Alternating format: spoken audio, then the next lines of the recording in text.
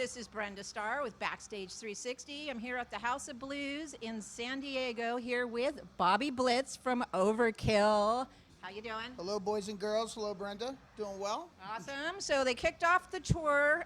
They're on tour right now, supporting their new album, Wings of War. Kicked off in Anaheim at the House of Blues. And here we are 4 days later, I think it is. Who keeps track? But it is leap year. Happy leap year, everybody. Happy leap year. This is the extra show for the year. Exactly. So this is the extra show. If you have an extra day, if you get an extra day, there's not a better way to spend it than with Overkill, right? Yeah, awesome. So these guys started in 1980, and here we are, February 29th, 2020, 80 years ago. It was back when Abraham Lincoln was president. That's right.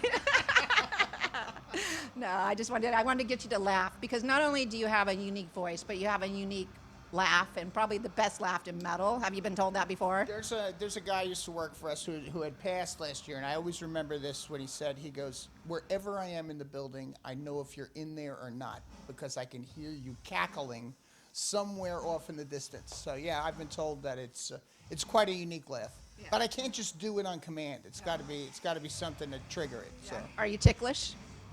I suppose I am, but see, I can't do it to myself. It's kind of like tickle baiting. There we go. Okay. I gotta find out this important stuff, right? So anyway, Wings of War, great album, great songs, great performance. This has 10 cuts on it. We did one called Welcome to the Garden State, which is a real kind of punky number, but then we did some thrash numbers like the opener, Last Man Standing, Believe in the Fight, another kind of thrashier tune, but then dropped into more of a crunchy, mid-pace kind of metal with songs like Distortion and Head of a Pin. So the idea behind an Overkill record is, even though it's identifiably Overkill, that we don't just have the one formula. There's got to be some kind of diversity in there, to keep us interested in doing it. So, I mean, I've just kind of, named 3 types or mode of song. So this contains, let's say, many of the different tools in our arsenal over these 40 years of playing, 35 of recording. Yeah, you've been called like the most consistent band in metal, and I would agree with that. But you also have to change it up. So that's exactly what you're talking about. I think to some degree, I mean, there still has to be an internal interest. It's not about, okay, this is what we do and we can only do that. Now, obviously, we're not going to reinvent the wheel. The thing for us about... Didn't you invent the wheel? No, that was you. We just use it a lot. Yeah. Okay. But but it's let's say, just to show different emotions or different textures throughout that identifiability of being Overkill. Very good. So welcome to the Garden State. Let's talk about the Garden State. You're from New Jersey, the Garden State. Now, I think a lot of people, when they think of New Jersey, they think of Atlantic City, they think of just the city. But it's actually very versatile, right? You have countryside, you have beaches, you have a lot of nature. What do you live in the city, or do you live in the country? Where do you live? I'm in northwest New Jersey. They're like the foothills to the Appalachians. There's thousands of lakes there. I'm actually closer to Pennsylvania and New York State than I am to New York City. But it's teeming with wildlife. I've lived in my house. It's on top of a small mountain overlooking a lake. There's a bear den on the property that's been used regularly for that 25 years. So every 2 or 3 years, when what was once a cub becomes like a 3-yearling, she's given birth to more cubs, and it's kind of cool. And I've always raised German Shepherds, so there's kind of a distance between the bears and the humans.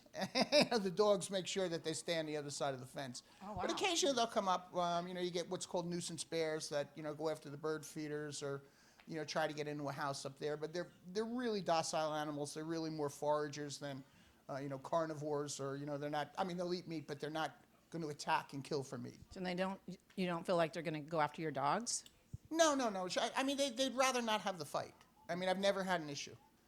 So it's, for me, it's, I like that kind of a thing. I mean, I have hawks that nest on the property. I have owls every 2 years.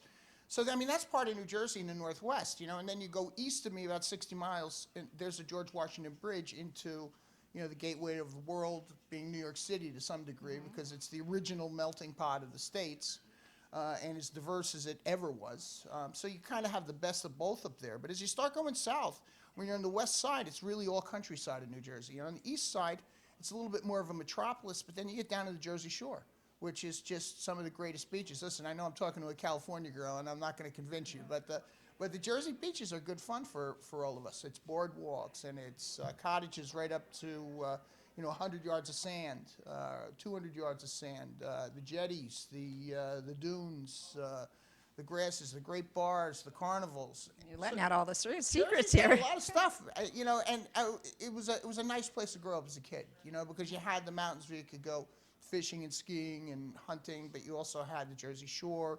You were so close to the proximity of New York City. You had all the great sports teams you could go see. So everything in that, that area has to offer is something I think what we call a Jersey guy would miss if he's not there. And Yeah. we also have pork roll, which is it's a mystery meat even to people in New Jersey, but they serve it on breakfast sandwiches. And if you saw the list of ingredients, you'd never put it in your mouth, but we have to have it. It's Yeah. part of our diet. There's the laugh.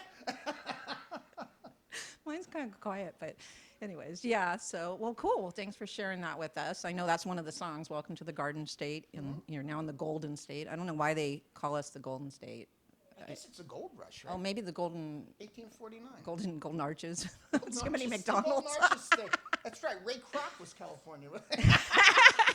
Or the McDonald's brothers were. Oh my God. Well, you've been all over the world, and you stick with that as your home. So there's got to be something to it. Yeah, I mean, I just dig it. I mean, also like the change of season, I mean, I love coming out to Southern California in February. I mean, don't get me wrong. Leap year or not leap year, it's cool to be out here because it's a break from what we have. I mean, but we've had a mild winter, but a normal winter for us is snow plows and salting the roads, But we have gorgeous summers. I mean, it's not where I am. It's never too hot. Gorgeous fall, gorgeous spring. The winter can be a pain in the ass. Right around February, you get sick of it. Yeah. And I do all my own stuff. I mean, I plow the driveway. I mean, I got this 100-yard driveway, and it's just, I mean, I got to get on a quad and plow this thing, or nobody's going anywhere. So. Yeah. You chop your own wood too, right? I chop wood, yes. Yeah. I do it less now, as time went on. But I used to only heat my house by wood, and I used to split it by hand. So that was it was. I never had to go to the gym in the early days. Yeah. It was enough. Is that therapeutic too? A good release? It's when you're doing that, you kind of get into a vibe. Like you take what's called a round and you put it on top of a bigger round. So that's the round that's cut, and then you split that, and you don't have to think about it anymore. So your head can be somewhere else. So I suppose therapeutic is a good word for it. Yeah. Yeah. Awesome. So, well, tell us what keeps you going? I mean, you've been going for so long. What motivates you? What drives you? Debt. Yeah. Okay. No, I wouldn't Makes say sense. debt, but I mean, this was always something that, carved its place. It's not the big thing. It's not the big time. It's not the small time, but it has its place and it has its value. And I think, there's something to be said about that purity. To be able to do this based on your own rules, I think, what else am I going to do? It's not about keeping going. It's more about doing what I enjoy doing. I manage the band with Dee Dee, so we have a bigger stake in it this way. And I don't mean monetarily. I mean the stake is more the risk when you're the managers. So you're approving the merch, you're doing the counts for the merch, you're doing the artwork, you're making sure all the paperwork's in order, et cetera, et cetera. You're talking deals, you're making new contacts. So that gives it a bigger stake. It's not just standing on stage in the House of Blues. It's every step that brings you to the House of Blues are the small satisfactions, and then this becomes the payoff. So I think if you look at it that way, I mean, why not keep going? I mean, because it's just, what the hell else am I going to do? Well, they're still showing up. I mean, the other night when we were at the House of Blues in Anaheim, about 10 minutes before you were due to go on stage, we could just hear the crowd screaming, right? Remember, they were just screaming Overkill and Bobby Blitz and like. Do you love hearing that? Yeah, You love no, hearing it gets me red-faced. No? I like the Overkill chant, but the Bobby Blitz chant, that is just, I don't know. That's just, that's yeah. I mean, it's like, my body language is like, that's all right. It's not necessary. Thank you, but I. Well, how I'm does it more of make a you feel? band So it guy. makes you feel like shy, I don't know if self-conscious? it's shy. It's just that I think I'm more of a band person. I believe that the name of the band is always stronger than the individuals that are in it. The whole reason the name is strong is because the individuals work together. It's nice to be acknowledged for, I suppose, time served. I mean, that's probably what that acknowledgement is about. But for me, what has always made this band strong is that it is the uniqueness of the fact that it's one team, one fight. And if you think of it that way, that you include the crew. You can't do a show without a great crew. I'd love to hear a chant for the crew one of these days, because no good crew, no good show. Right. And I don't know if you notice about us, but I mean, even right down to how we set ourselves up on stage. I mean, there's no lead singer in the middle. I mean, I'm singing off to, Jason's left as you're looking at the stage.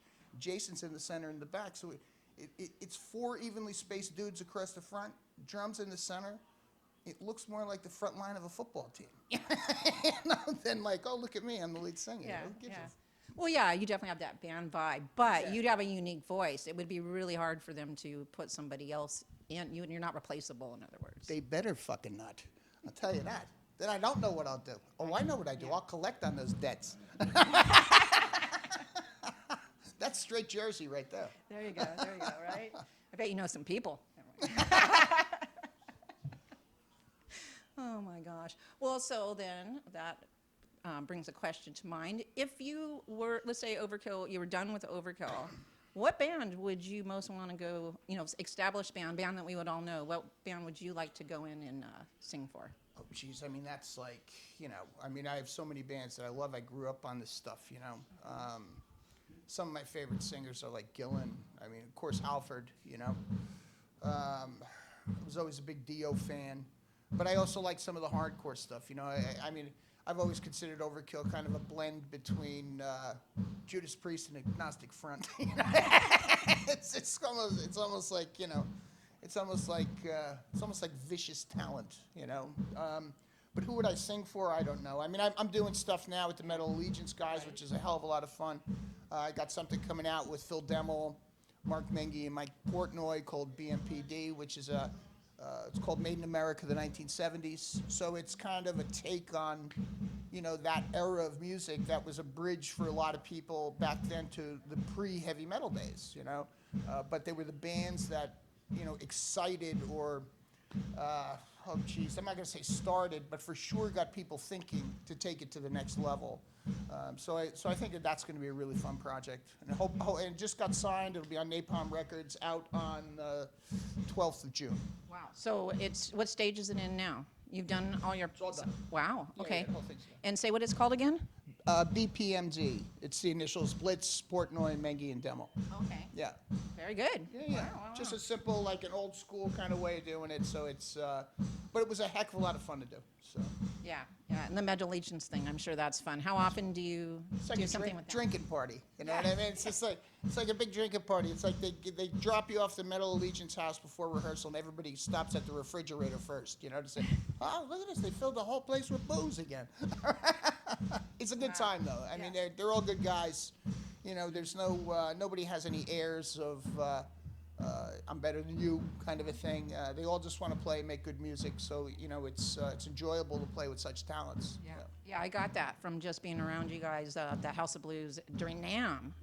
There's no egos. Everybody's just mellow and enjoy it. A lot of passion for what you're doing. It's a lot of the thrash guys, and which is Metal Allegiance is made up of, primarily, are cut from the same cloth. We're just kind of like cousins on different coasts or different parts of the world. We really have a lot of the same principles, so it's really easy to put something like that together. It doesn't have that rock star mentality to it. It has more of a let's get the job done, have a good time, but let's make sure the job is done correctly. Yeah, very good. So are you going to record with Metal Allegiance as well? I did on their last record. I finished one of their songs for them.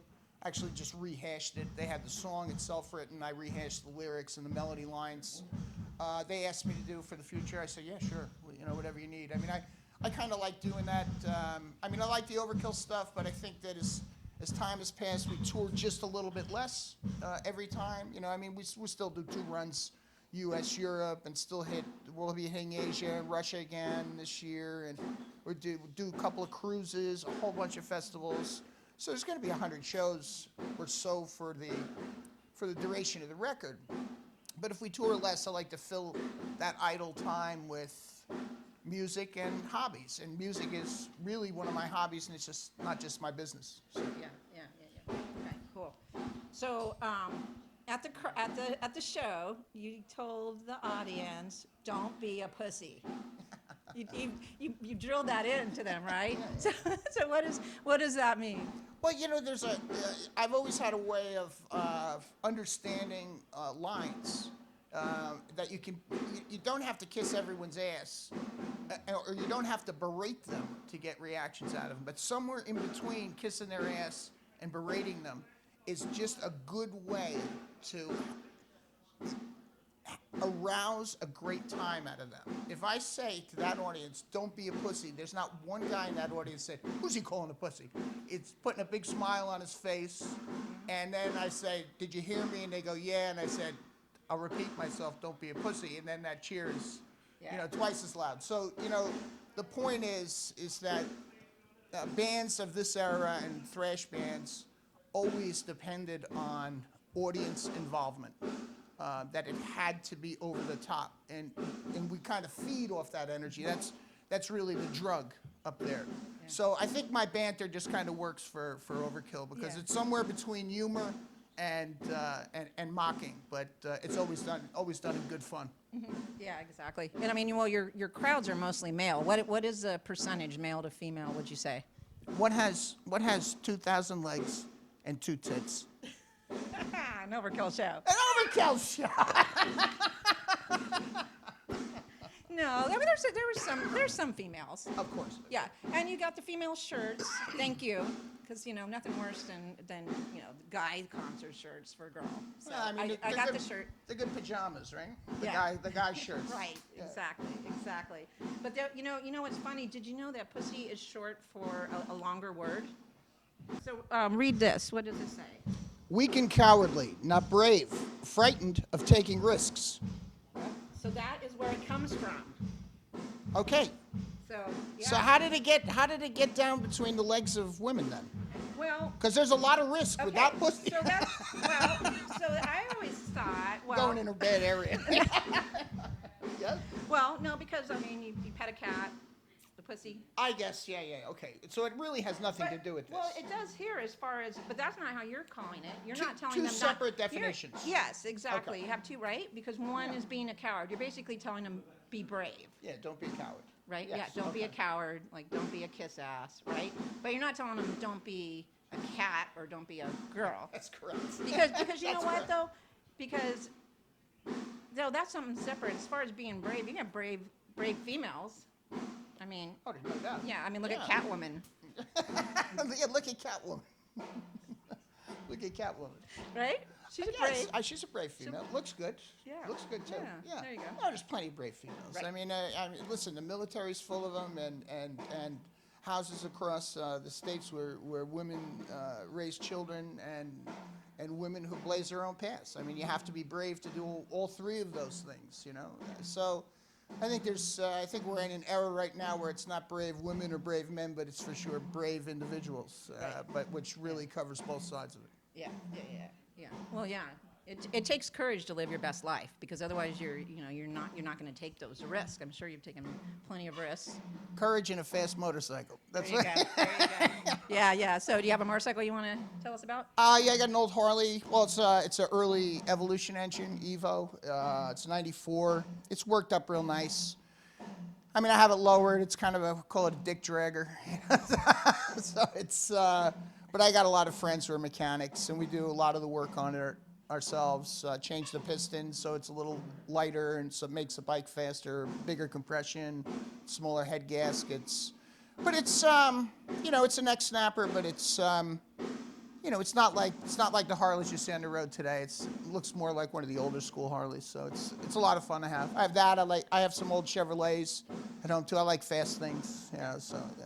They're cool. Very cool. Live on the edge. There you go. Awesome, awesome. Well, so, tonight, would you just tell that audience, tell those guys not to be a dick either? I can do that. For you, I can do that. You would? Yeah, so, I get the point. We want to even this out. You're calling me. She's calling me out on it, and she's 100% correct. And tonight, I'm going to say, all right, one rule, don't be a dick. Right? Good? Yeah, right? Okay, all right. Very good, Done. very good. All right, well then I'm going to let you go unless there's anything else you want to say to people watching. This is Bobby Blitz from Overkill, your faithful servant. Thanks for the support. We'll see you on the road. That's right, and don't be a dick.